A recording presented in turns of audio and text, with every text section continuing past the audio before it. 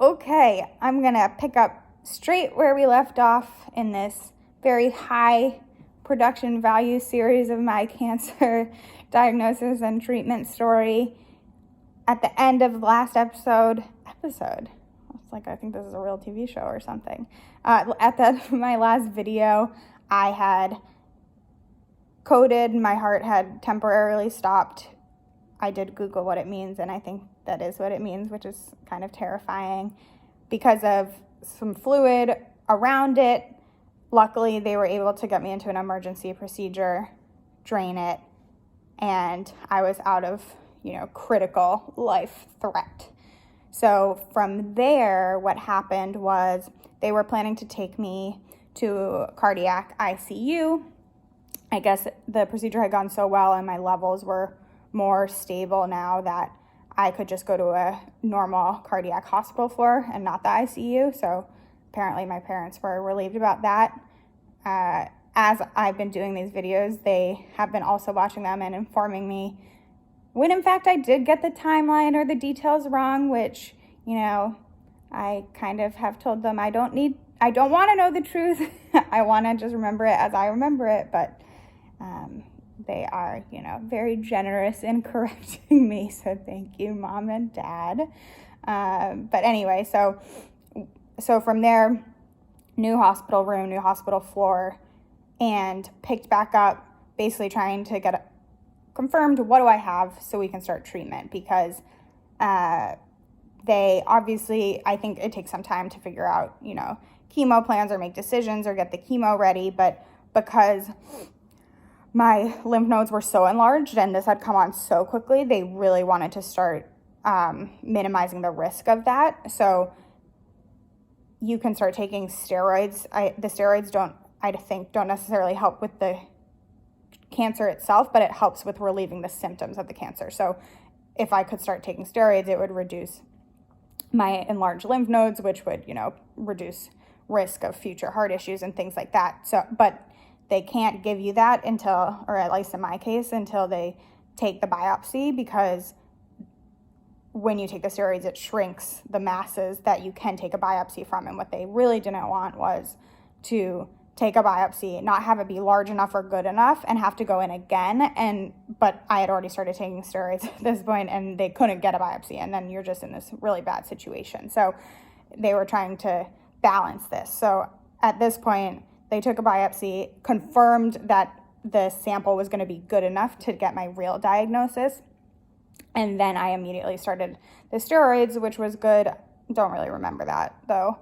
And then what I do remember, don't remember how I learned, who told me, but all I know is we learned that it wasn't actually lymphoma, it was leukemia. So they confirmed from the biopsy that I had ALL, T-cell acute lymphoblastic leukemia, which I guess is, I couldn't tell you the technical differences between lymphoma and leukemia. Leukemia is, cancer of the blood in the simplest terms. I have a rule where I do not Google my disease at all.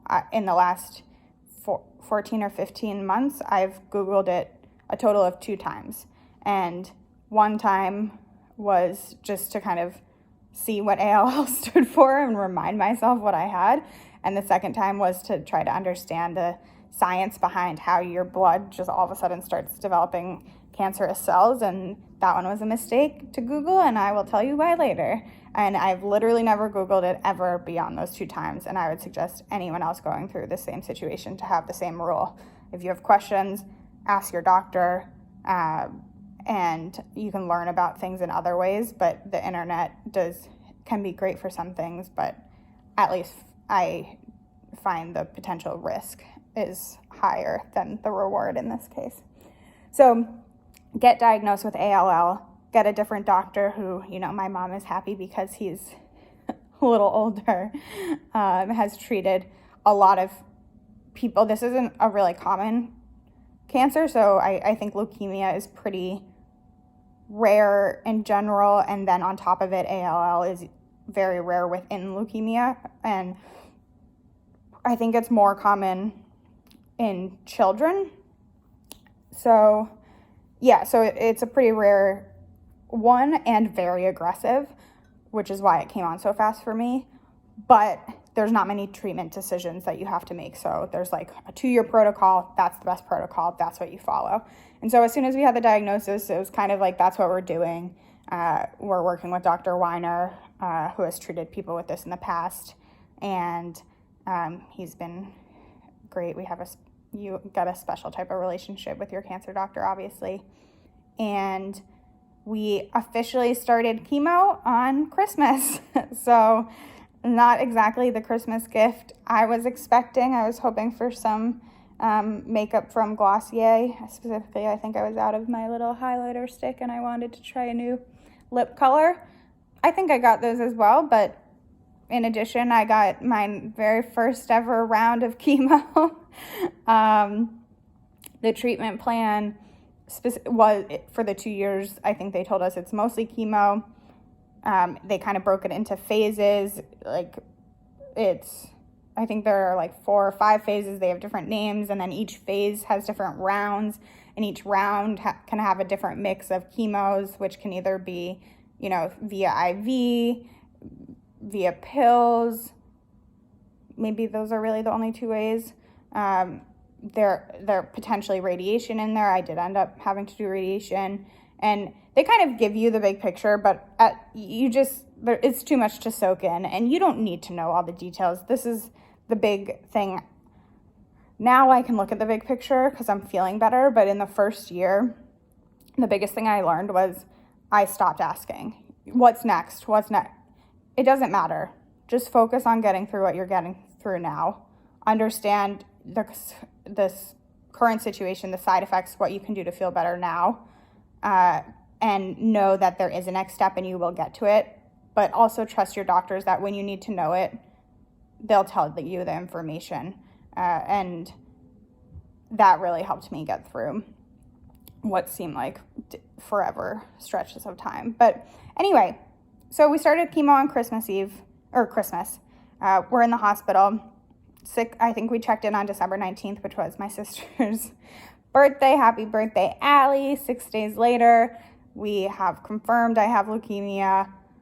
No idea how leukemia starts or how I got it. And we're starting our next 2-year journey. What do I remember about my first chemo? Not much. I remember, I have always been pretty active and love working out, and I was like, what am I going to do in this hospital, like all day long? What the hell? So I guess they have some bikes that you can get, like stationary bikes, and I had been like, I need that. I'm going to work out every day. And so they had brought a bike into my room. I can promise you I literally never used that bike once. So that's funny that I thought that's how good I was going to be feeling. And I just remember being variety of nurses, typically they work 7 to 7. This is when I started understanding hospital life. So you get a new nurse at 7. They kind of get to know you, come in, do all your tests or checks or whatever. Doctors do the rounds in the morning. So, a whole fleet of doctors come by every morning. Throughout the day, nurses make you do what you got to do, and then another nurse will usually start at night 7 to 7, and then you kind of just try to fill the space in the meantime. So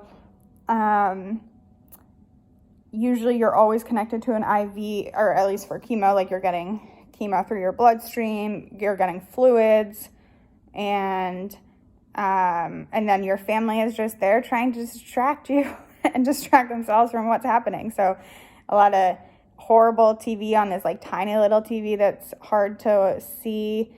A lot of random games or conversation about things trying to distract you from what's really going on.